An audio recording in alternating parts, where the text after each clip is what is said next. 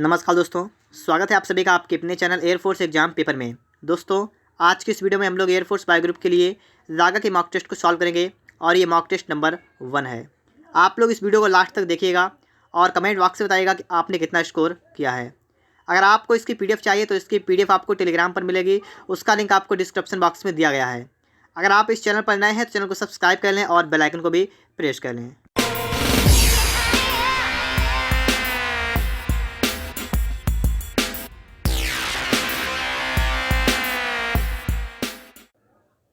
Question number 1 देखिए, एक पिंड का अधिकतम भार निम्नलिखित में से किसमें होता है? वायु में, जल में, हाइड्रोजन में या नाइट्रोजन में? तो दोस्तों यहाँ पर राइट आंसर होगा इसका ऑप्शन नंबर बी, जल में। ठीक है, एक पिंड का अधिकतम भार निम्नलिखित में से किसमें होता है? जल में होता है, तो ऑप्शन बी यहाँ पर राइट आंसर हो जाएगा। देखिए क्वेश्चन नंबर दूसरा क्या कह रहा है आपसे, समझिएगा इसे। शिवाजी के जीवन की प्रारंभिक कार्यस्थली कहाँ थी? तो पूछा गया है प्रारंभिक कार्यस्थली कहाँ पर थी, तो ये थी मावल प्रदेश में। तो ऑप्शन नंबर ए वाला यहाँ पर करेक्ट आंसर होगा, मावल प्रदेश। ठीक है, ऑप्शन ए राइट होगा, मावल प्रदेश। देखिए इसके बाद क्वेश्चन नंबर 3, योगक्षेमम महामह्यम किस शासकीय नियंत्रित संस्था का आदर्श वाक्य है? तो यहाँ पर ये वाक्य आपसे पूछा गया है किस संस्था का है, तो ये भारतीय जीवन बीमा निगम का। ठीक है, भारतीय जीवन बीमा निगम का क्या वाक्य है? योगक्षेमम महामह्यम। ठीक है, तो ऑप्शन ए वाला यहाँ पर करेक्ट आंसर होगा, भारतीय जीवन बीमा निगम। क्वेश्चन नंबर चौथा देखिएगा, यहाँ पर क्या लिखा रहा है, पृथ्वी अपने कक्ष में लगभग 4400 किलोमीटर प्रति घंटा की गति से घूमती है, इस तेज गति को हम अनुभव क्यों नहीं करते?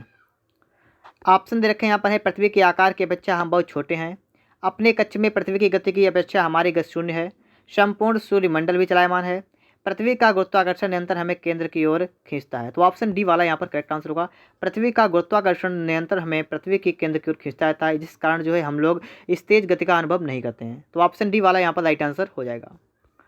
क्वेश्चन नंबर 5 को पढ़िएगा। यहाँ पर 5 नंबर आपसे क्या कह रहा है, कोई विधेयक धन विधेयक है या नहीं, इसका निर्णय कौन करता है? कोई विधेयक धन विधेयक है या नहीं, इसका निर्णय कौन करता है? तो इसका निर्णय करता है लोकसभा अध्यक्ष। तो ऑप्शन नंबर डी वाला यहाँ पर करेक्ट आंसर होगा। ठीक है, लोकसभा अध्यक्ष ये निर्णय करता है कि कोई भी विधेयक धन विधेयक है या नहीं। तो ऑप्शन डी करेक्ट होगा। देखिए क्वेश्चन नंबर 6, भवभूति कौन थे? प्रसिद्ध कवि थे, संस्कृत कवि थे या संस्कृत गद्य लेखक थे, नाटककार थे, उपयुक्त सभी थे? तो ये उपयुक्त सभी होंगे। तो ऑप्शन नंबर डी वाला यहाँ पर करेक्ट आंसर होगा कि संस्कृत के कवि थे, संस्कृत गद्य लेखक थे, संस्कृत के नाटककार थे। और ये किस सदी के थे? तो सदी बात किया तो 8वीं सदी। ठीक है, 8वीं सदी के ये थे, कवि थे, लेखक थे और नाटककार भी थे। देखिए इसके बाद 7 नंबर, भारत ने किस देश में सौर परियोजना शुरू की है? इजराइल, मिस्र, जर्मनी या सिंगापुर? तो यहाँ पर करेक्ट होगा बी वाला ऑप्शन, मिस्र में। ठीक है, भारत ने मिस्र देश में सौर परियोजना शुरू की है, ऑप्शन बी यहाँ पर राइट होगा। 8 को देखेंगे हम लोग, MS एक्सेल सभी जानते होंगे, में हाइपर लिंक के लिए शॉर्टकट की क्या है? हाइपर लिंक के लिए आपको यहाँ पर शॉर्टकट की बतानी है, तो ये की कौन सी? कंट्रोल के। ठीक है, कंट्रोल और के, कंट्रोल प्लस के जो है ये हाइपर लिंक के लिए एक शॉर्टकट की है, तो आप इसे भी याद कर लीजिएगा। अब देखिए इसके बाद क्वेश्चन नंबर 9, 3% वार्षिक साधारण ब्याज की दर से कोई धन कितने वर्षों में दोगुना हो जाएगा? तो यहाँ पर बात को अच्छी तरीके से समझिएगा, सवाल को समझिएगा, अपनी कॉपी कलम को निकाल दीजिएगा और फिर देखिए यहाँ पर हम अगर मान लें किसी व्यक्ति के पास 100 रुपये थे। ठीक है, हमने क्या मान लिया? 100 रुपये थे। लिखा है 3% वार्षिक साधारण ब्याज की दर से कोई धन कितने वर्षों में दोगुना हो जाएगा। मतलब 100 रुपये के 200 रुपये कब हो जाएंगे? 100 रुपये के 200 रुपये, ये 100 क्या है? ये आपका है मूलधन। ठीक है, ये आपका क्या है? ये मान लिया हमने मूलधन था। ठीक है, मूलधन 100 रुपये था और ये टोटल हो गया 200। तो यहाँ पर आप अगर देखें तो ब्याज कितना मिल गया? बात समझिए, ब्याज कितना मिला? 100 रुपये के 200 हो रहे, इसका मतलब क्या होगा? मिश्रधन माइनस मूलधन। तो यहाँ पर ब्याज हो जाएगा 100 रुपये, ब्याज 100 हो जाएगा। ये तो बात क्लियर होगी। अब आप सभी को सूत्र पता होता है कि मूलधन गुणा दर गुणा समय बटा 100 करते हैं तो होता है साधारण ब्याज। तो यहाँ पर सूत्र लिखेंगे 100 बराबर, ठीक है, साधारण ब्याज बराबर मूलधन, मूलधन माना कितना था हमने? 100 रुपये माना था, 100 गुणे दर, दर है 3%, गुणे समय, समय हमने मान लिया n। ठीक है, अपान में कर देंगे 100, इतना सभी कर लेंगे। 100 से आपका 100 कैंसिल होगा, आपका बचा है n बराबर 100/3। इसे हल करेंगे, देखिए कितना आ जाएगा? 33 या 99 बचा कितना? 1/3। तो 33 सही 1/3 है, ऑप्शन नंबर ए वाला करेक्ट आंसर होगा। कितने वर्षों में दोगुना हो जाएगा? 33 सही 1/3 वर्ष में वह धन दोगुना हो जाएगा। बिल्कुल सिंपल तरीके से मैंने आपको यहाँ पर सवाल समझाया है, बिल्कुल सही सवाल लगा हुआ है। ऑप्शन नंबर ए वाला यहाँ पर करेक्ट आंसर होगा। 33 सही 1/3 वर्ष। देखिए इसके बाद अगला क्वेश्चन क्या है। क्वेश्चन नंबर 10, एक मोटर गाड़ी 100 मीटर की यात्रा 9 सेकेंड में तय करती है, किलोमीटर प्रति घंटा में इसकी दर क्या है। 100 मीटर की यात्रा तय करती है कितने में, 9 सेकेंड में तय करती है। तो यहाँ पर आपको देखिए दूरी दे रखी है और समय दे रखी है। यहाँ से आपको रेलगाड़ी मालगाड़ी जो मोटर गाड़ी है इसकी चाल निकल आएगी, दूरी बटा समय 100/9 हो जाएगी, ये हो जाएगी मीटर प्रति सेकंड। लेकिन यहाँ पर करा है किलोमीटर प्रति घंटा में इसकी दर ज्ञात कीजिए। इसकी चाल जो है आपको बतानी है किलोमीटर प्रति घंटा में। तो यहाँ लिख लेंगे हम लोग 100/9 गुणा कर देंगे। अब जब भी कोई भी चाल होती है मीटर प्रति सेकंड की, उसे हम जब लोग किलोमीटर प्रति घंटा में चेंज करते हैं तो 18/5 से मल्टीप्लाई कर देते हैं। 5 से काटेंगे जाएगा 20 बार और 9 से काटेंगे जाएगा 2 बार, तो 20 दूनी हो गया 40, तो हो जाएगा 40 किलोमीटर प्रति घंटा। ऑप्शन बी वाला यहाँ पर राइट आंसर होगा, 40 किलोमीटर प्रति घंटा। देखिए इसके बाद क्वेश्चन नंबर 11, किसी बंद ऊर्ध्व बेलन का क्षेत्रफल होगा। यहाँ पर आपसे कहा गया बंद ऊर्ध्व बेलन का क्षेत्रफल। इसका मतलब हुआ है कि बेलन का संपूर्ण क्षेत्रफल, ठीक है, संपूर्ण क्षेत्रफल। बेलन का संपूर्ण क्षेत्रफल क्या होता है, सूत्र होता है 2πr × h+r। बेलन का संपूर्ण पृष्ठ क्या होता है, संपूर्ण पृष्ठ का क्षेत्रफल होता है 2πr × h+r, इतना होता है। इसकी मल्टीप्लाई कर देंगे हो जाएगा 2πrh + 2πr²। तो 2πrh आ गया है, 2 और लिखा है 2πr²। ऑप्शन देखेंगे दोस्तों यहाँ पर कौन सा ऑप्शन यहाँ पर करेक्ट आंसर होगा। देखिए 2πrh यहाँ पर लिखा हुआ है, 2πr² यहाँ पर लिखा हुआ है, तो ऑप्शन नंबर सी वाला यहाँ पर करेक्ट आंसर होगा, ठीक है। 2πr² + 2πrh, ऑप्शन सी वाला यहाँ पर करेक्ट होगा। ऊर्ध्व बेलन का क्षेत्रफल पूछा गया है। जब भी ऊर्ध्व बेलन कहा जाए तो उसका मतलब होगा बेलन का संपूर्ण पृष्ठीय क्षेत्रफल, ठीक है। 2πr × h+r हल करेंगे तो आपका निकल के आ जाएगा। ऑप्शन सी वाला यहाँ पर करेक्ट आंसर हो जाएगा। देखिए इसके बाद क्वेश्चन नंबर 12, यदि एक भोजन मेज जिसका अंकित मूल्य 6000 रुपये है, एक ग्राहक 5500 में बेचती तो उस मेज पर दी गई छूट की दर कितनी है। तो यहाँ पर सबसे पहले आपको देखना है कि मेज का MP कितना था। मार्क प्राइस था 6000 रुपये, बेची कितने में, सेलिंग प्राइस कितना कर दिया 5500। यहाँ पर आप देखिएगा यहाँ पर जो है छूट कितनी दी, ठीक है। छूट निकालेंगे, अंतर कर देंगे, इसका हो जाएगा 500 रुपये। 500 रुपये की उसने छूट दे दी है। पूछा गया है कि मेज पर दी गई छूट की दर कितनी है, कितने % दी गई है।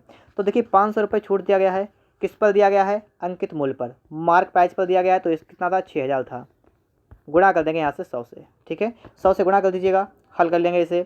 देखिएगा यहाँ पर 3 जीरो आपके हैं, 1 2 3 जीरो कट जाएंगे, आपका बचा है 50/6।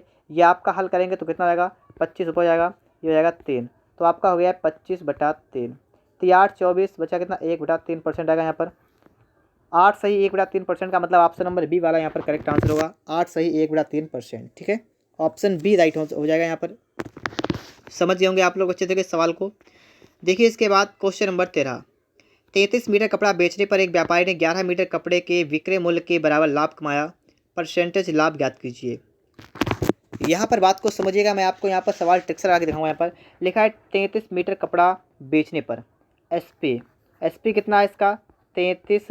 देखिए मीटर की बात की गई, आप सभी जानते हैं कि सेलिंग प्राइस मतलब मूल्य होता है, लेकिन यहाँ पर तो मीटर में बात की गई, कोई डरने वाली बात नहीं है, ठीक है। वही हम कह लेंगे, यहाँ लिख लेंगे 33 मीटर, ठीक है। सेलिंग प्राइस कितना है, इतना 33 मीटर का है। और लिखा है 11 मीटर कपड़े के विक्रय मूल्य के बराबर लाभ प्राप्त होता है। लाभ कितना हुआ, जो लाभ प्रॉफिट जो है वो कितना हुआ, ये 11 मीटर का लाभ हो गया है, ठीक है। 11 मीटर कपड़े के बराबर लाभ प्राप्त होता है। 33 मीटर वह बेचता है, SP हो गया 33 और इसका प्रॉफिट हो गया 11। तो यहाँ से अगर हम CP की बात करें, CP मतलब क्रय मूल्य कितना होता है, तो विक्रय मूल्य माइनस लाभ, तो 33 - 11 कर देंगे तो ये निकल के आ जाएगा 22 M, ठीक है। 22 मीटर यहाँ पर निकल आएगा। पूछा गया लाभ % ज्ञात कीजिए। सूत्र होता है लाभ % होता है लाभ गुणा 100/100 क्रय मूल्य। लाभ कितना हो रहा है, लाभ हो रहा है ये वाला, देखिए 11, तो लिखेंगे 11 अपान में क्रय मूल्य कितना, क्रय मूल्य हो गया 22, तो यहाँ 22 कर देंगे, गुणा कर देंगे यहाँ पर 100 से। बस सवाल आपका लग गया, 11 दूनी 22 और देखिए 2 से काटेंगे जाएगा 50 बार। तो ऑप्शन नंबर यहाँ पर आपका सी वाला करेक्ट आंसर होगा। लाभ % पूछा गया तो यहाँ पर हो जाएगा 50%, ठीक है। ऑप्शन सी यहाँ पर राइट आंसर हो जाएगा। देखिए इसके बाद नेक्स्ट क्वेश्चन क्या है, 6x² y × x - y × x² + y xy plus का y² लिखा हुआ है।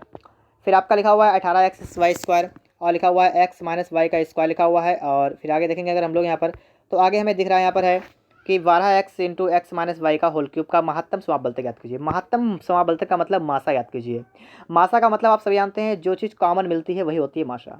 तो यहाँ पर सबसे पहले हम देखेंगे, यहाँ लिखा है 6x² वाई, यहाँ लिखा है 18xy², यहाँ लिखा है 12x। तो इन तीनों में देखिए 6, 18, 12, 6x² वाई यहाँ पर है, एक जगह पर है 18xy² है, एक जगह पर है 12x। इन सब में देखेंगे तो हमें यहाँ पर 6 मिल रहा है कॉमन, क्योंकि 6 दूनी बार 6 18। तो यहाँ पर देखिए 6 तो कॉमन मिल रहा हमें है। उसके साथ साथ देखेंगे देखिए x, यहाँ पर भी सभी कहीं x है तो यहाँ पर x मिल रहा है।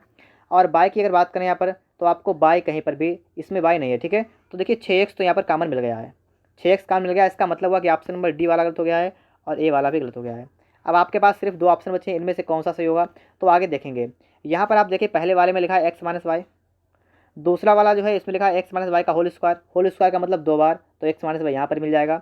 और यहाँ पर देंगे तो एक्स माइनस वाई यहाँ मिल जाएगा, तो दोनों सब कहीं मिलेगा एक्स माइनस वाई, ये भी कॉमन मिल गया। इसका मतलब वो ऑप्शन नंबर आपका बी वाला करेक्ट आंसर होगा, 6x into X minus Y, ठीक है।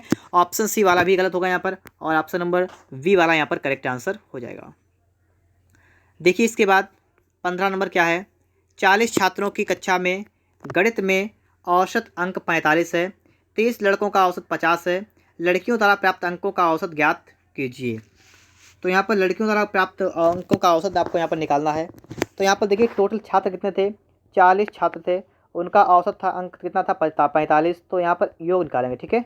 40 छात्रों का औसत 45, तो योग होगा 45 चौको होगा 180, मतलब 1800। तो ये टोटल हो गया है, ठीक है। ये आपका टोटल निकाल दिया हमने, योग कितना हो गया 1800। कह रहा है 30 लड़कों का औसत 50 है, 30 लड़के हैं, बॉय कितने हैं, बॉयज कितने हैं 30, और 30 का कितना है 50, तो 50 का कितना हो गया है 1500, 1500 हो गया है। अब यहाँ बचा कितना है, 1800 से 1500 जाएंगे बचेगा 300। ये 300 किसका है, ये है गर्ल का। बात को समझ रहे हैं आप लोग। देखिए क्या यहाँ पर है, टोटल कितना 1800 है, टोटल औसत अंक 1800 है, जिसमें लड़के का कितना है 30 लड़के हैं, उनका औसत 50 है, तो मतलब 1500 तो लड़का का हो गया। लड़कियों का अगर बात करें कितना बचा 300। यहाँ पर पूछा गया है लड़कियों द्वारा प्राप्त अंकों का औसत ज्ञात कीजिए। लड़कियों द्वारा प्राप्त अंकों का औसत, देखिए ये टोटल इतना है। अब आपको देखना है कि लड़कियां हैं कितनी। टोटल 40 छात्र हैं, जिसमें से 30 लड़के हैं, ठीक है। 30 लड़के हैं तो लड़कियां कितनी रह गई, 40 टोटल है, 30 लड़के हैं तो लड़कियां कितनी है 10 लड़कियां हैं। तो इसके बटे में कर देंगे हम लोग 10, और जीरो से आपका जीरो आएगा, आपका बचेगा 30। 30 दोस्तों आपका यहाँ बच गया है। लिखा है लड़कियों द्वारा प्राप्त अंकों का औसत कितना होगा, तो औसत होगा 30। तो ऑप्शन नंबर दोस्तों यहाँ पर ए वाला करेक्ट आंसर हो जाएगा, ठीक है। ए वाले में आपको यहाँ पर दिख रहा है 30, तो ऑप्शन नंबर ए यहाँ पर करेक्ट आंसर हो जाएगा। देखिए इसके बाद नेक्स्ट क्वेश्चन क्या है, क्वेश्चन नंबर 16, 17। निम्नलिखित प्रश्नों में से एक अनुक्रम दिया गया है, इनमें से एक पद लुप्त है, दिए गए विकल्पों में से वही सही विकल्प चुनिए जो अनुक्रम को पूरा करे। तो यहाँ पर आप सही से देखेंगे, अगर यहाँ पर आप सही से देखें, ठीक है, तो आपको यहाँ पर दिख रहा होगा लिखा है ए, फिर लिखा है बी, फिर लिखा है सी। तो आगे अब क्या आएगा, अपने आप समझने वाली बात है। ए से आए बी पर, बी से आए सी, सी से यहाँ पर आएंगे डी पर आ जाएंगे, मतलब प्लस का बंद कर दिया यहाँ पर है। आगे देखिए ई, एफ, जी, तो आगे कहाँ पर आएंगे एच पर आएंगे, तो डी एच मिल गया है। तो इसका मतलब ऑप्शन नंबर डी वाला करेक्ट आंसर हो जाएगा। बिल्कुल सिंपल सवाल था, सिर्फ थोड़ा समझने की जरूरत है, सोचने की जरूरत पड़ती है। तो आप लोग सोचिएगा और अपने आप इन सवालों को लगाने की प्रैक्टिस करिएगा। वीडियो के लास्ट में आप लोग कमेंट बॉक्स में बताइएगा कि आपने स्कोर कितना किया है। तो यहाँ पर देखिए डी एच एल आ जाएगा यहाँ पर। आगे देखेंगे क्वेश्चन नंबर 17 को, 17 यहाँ पर आ चुका है, इसे भी आप लोग सही से अच्छी तरह देखिएगा। यहाँ पर आपसे कहा गया है क्वेश्चन मार्क के स्थान पर यहाँ पर क्या आ जाएगा। अगर यहाँ पर हम एक देखें, एक लिखा हुआ है, तो इसका मतलब एक का स्क्वायर कितना होता है, एक। 4 होता है 2 का स्क्वायर, 2 का होता है 4। 9 होता है 3 का स्क्वायर, 16 होता है 4 का स्क्वायर, 25 होता है 5 का स्क्वायर। तो आप सभी समझदार हैं, समझ गए होंगे कि 1 का स्क्वायर, 2 का स्क्वायर, 3 का स्क्वायर, 4 का स्क्वायर, 5 का स्क्वायर, तो इसका मतलब 6 का स्क्वायर आ जाएगा। 6 का स्क्वायर होता है 36। 36 देखिएगा ऑप्शन को देखेंगे तो हमें डी वाले में दिख रहा है 36, डी वाले में आपको 36 दिख रहा है। तो यहाँ पर करेक्ट आंसर कौन सा हो जाएगा, ऑप्शन नंबर डी वाला राइट आंसर होगा 36, ठीक है। आपको ऑप्शन नंबर डी में दिख रहा है, तो डी ऑप्शन इसके लिए राइट आंसर हो जाएगा। देखिए इसके बाद क्वेश्चन नंबर 18। 18 को देखेंगे हम लोग यहाँ पर, महत्वाकांक्षा, कामना, अभिक्षमता। तो अभिक्षमता के लिए यहाँ पर क्या आ जाएगा, ठीक है। तो यहाँ पर समझिएगा, महत्वाकांक्षा लिखा हुआ है और इसके लिखा है कामना। महत्वाकांक्षा के लिए कामना, मतलब महत्वाकांक्षा का जो शिष्ट रूप होता है उससे कामना होता है, ठीक है।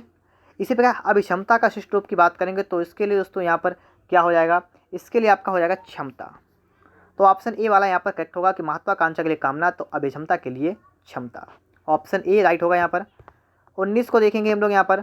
19 कह रहा है निम्नलिखित में बेमेल को ज्ञात कीजिए। बेमेल बताना आपको है। बेमेल का मतलब वो यहाँ पर हुआ कौन सा ऑप्शन यहाँ पर ऐसा है जो इन तीनों से भिन्न है। पहले वाले की बात करें 729 क्या होता है, तो आप सभी लोगों को पता होगा 729 जो होता है वो 9 का वर्ग होता है। कैसा होता है? 9 का घन। 9 नेम 81 नेमा 729। 125 होता है 55 25 पंच 125, 5 का घन होता है।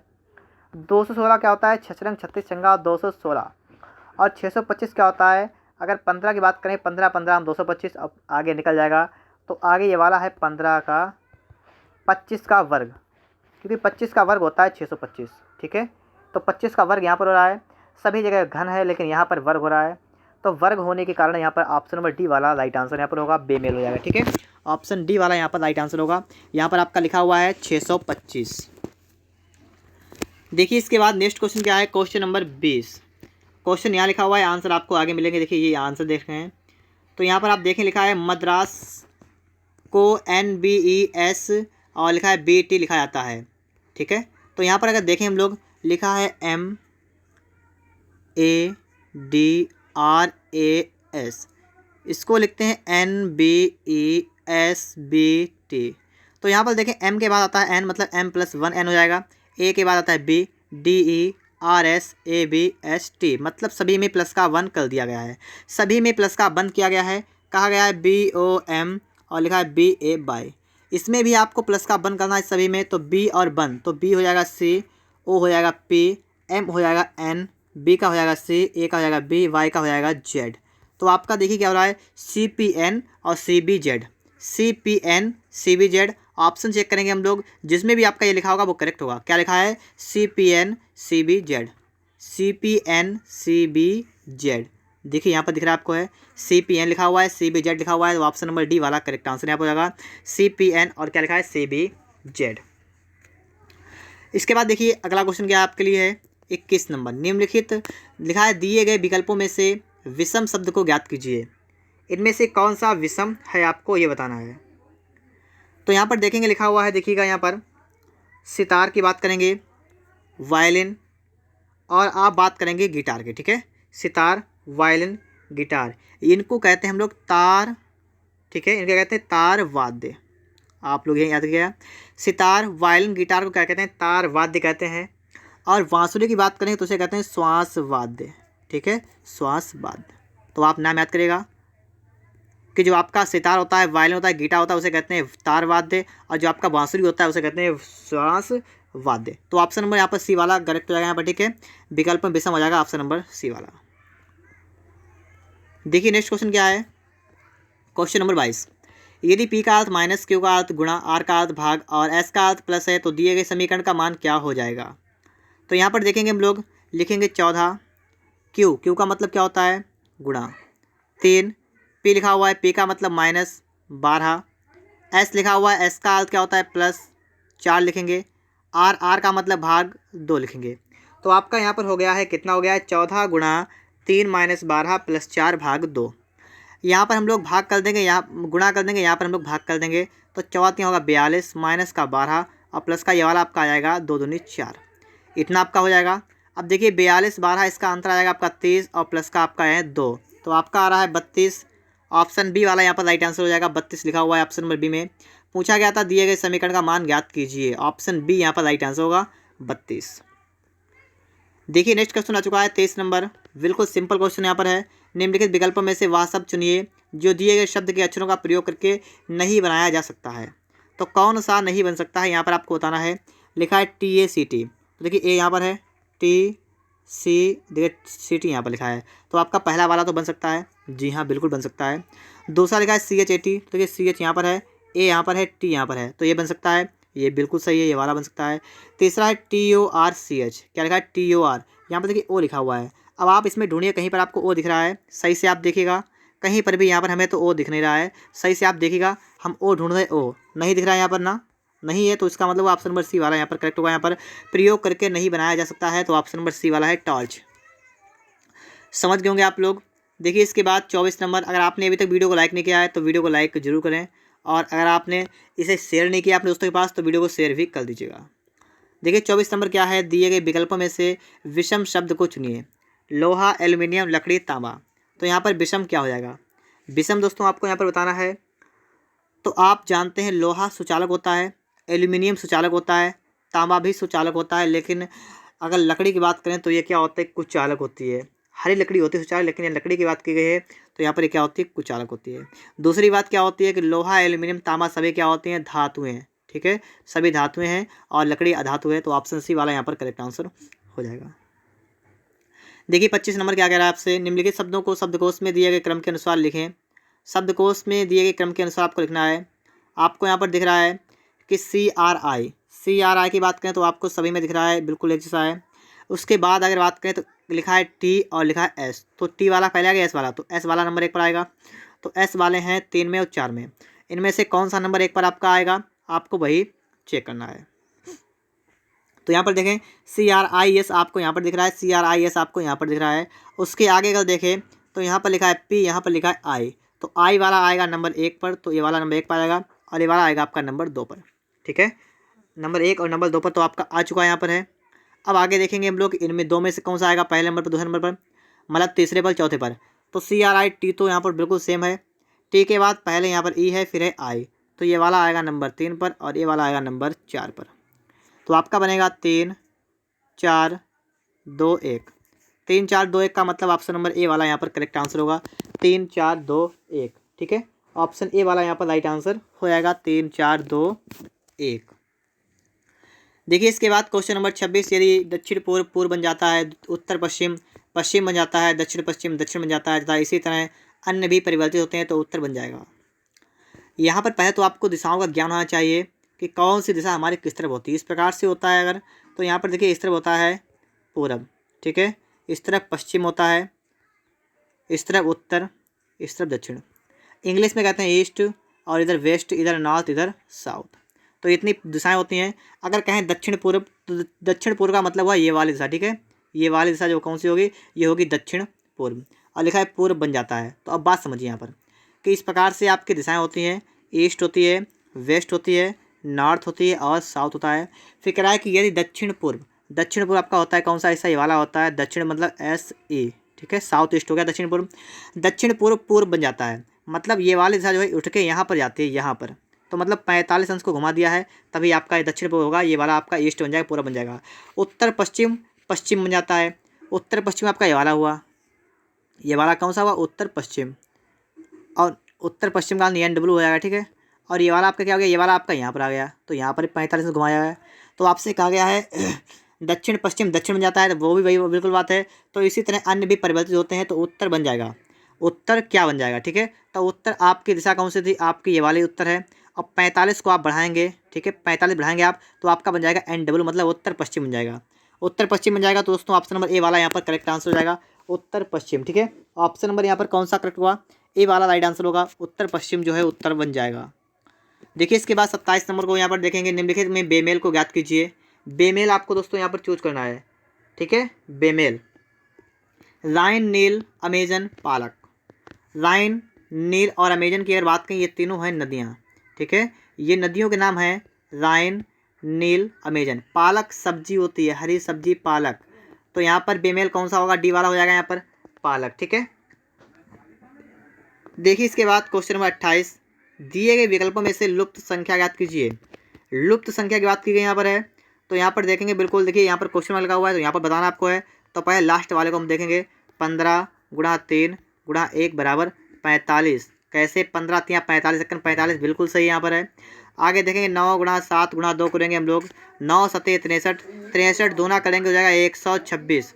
126 का मतलब हुआ यहाँ पर भी बिल्कुल सही है। आगे आपको चेक करना है, तो आगे देखेंगे 8 गुणा क्वेश्चन मार्क करेंगे x गुणा 4 बराबर 160। यहाँ देखेंगे 8 चक्को होगा 32, और देखिए 32 से भाग कर देंगे यहाँ पर, तो 32 जाएगा 5 बार। ठीक है, 5 बार का मतलब हुआ ऑप्शन नंबर बी वाला करेक्ट आंसर होगा। यहाँ पर क्वेश्चन मार्क के स्थान पर पूछा गया लुप्त संख्या याद कीजिए, तो लुप्त संख्या यहाँ पर हो जाएगी 5। ठीक है, तो ऑप्शन बी वाला राइट आंसर यहाँ पर हो गया है। अब इसके बाद दोस्तों देखेंगे 29 नंबर, उस आरेख की पहचान कीजिए जो निम्नलिखित में संबंध को दर्शाता है। आपको यहाँ पर देखना है क्या संबंध यहाँ पर दर्शा रहा है, स्कूल, कक्षा और ब्लैक बोर्ड। तो अगर दोस्तों यहाँ पर अगर हम लोग देखें, सही से देखेंगे अच्छी तरीके से, तो सबसे पहले स्कूल की बात करेंगे तो देखिए सबसे बड़ा स्कूल होता है, ठीक है। स्कूल के अंदर कक्षाएं लगती हैं तो इस प्रकार से होती है, और कक्षाओं के अंदर ब्लैक बोर्ड रखे जाते हैं तो इस प्रकार से। अब इस प्रकार से अगर करेंगे, सिस्टम बनाएंगे, तो हमारा ऑप्शन नंबर ए वाला करेक्ट आंसर होगा, ठीक है। स्कूल, कक्षा, ब्लैक बोर्ड के लिए ऑप्शन नंबर ए वाला यहाँ पर राइट आंसर हो जाएगा। आपका लास्ट क्वेश्चन है, दी गई रेखा आकृतियों में से कौन सी आकृति अपराधी, चोर, पॉकेट मार के संबंध को निरूपित करेगी? किसका? अपराधी, चोर, पॉकेट मार।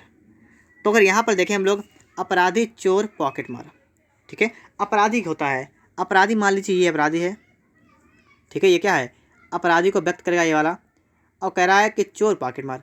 तो देखिए चोर भी हो जाएगा यहाँ पर, और पॉकेट मार भी हो जाएगा, ठीक है। पॉकेट मार भी होगा, चोर भी होगा, क्योंकि सभी चोर तो पॉकेट मार होते नहीं है। तो इस प्रकार से यहाँ पर बन जाएगा, ठीक है। ये ऐसा नहीं बनेगा, थोड़ा ऐसा बनेगा, मतलब इस प्रकार से, ठीक है। कुछ चोर पॉकेट मार भी होते हैं, तो यहाँ पर इस प्रकार से बनेगा, तो ऑप्शन नंबर सी वाला करेक्ट आंसर होगा, ठीक है। चोर, पॉकेट मार और सब क्या है? अपराधी होते हैं। तो ऑप्शन सी वाला यहाँ पर राइट आंसर हो गया है। इस प्रकार से हमारा 30 क्वेश्चन थे वो सॉल्व हो गए हैं। अगर वीडियो आपको अच्छा लगा हो, पसंद आया हो, तो वीडियो को लाइक कर दीजिए और अपने दोस्तों के पास शेयर भी कर दीजिएगा। अगर आपको इसकी पीडीएफ चाहिए तो इसकी पीडीएफ आपको टेलीग्राम पर मिलेगी, उसका लिंक आपको डिस्क्रिप्शन बॉक्स में दे रखा है। अगर आप इस चैनल पर नए हैं, चैनल को सब्सक्राइब करें और बेल आइकन को भी प्रेस करें।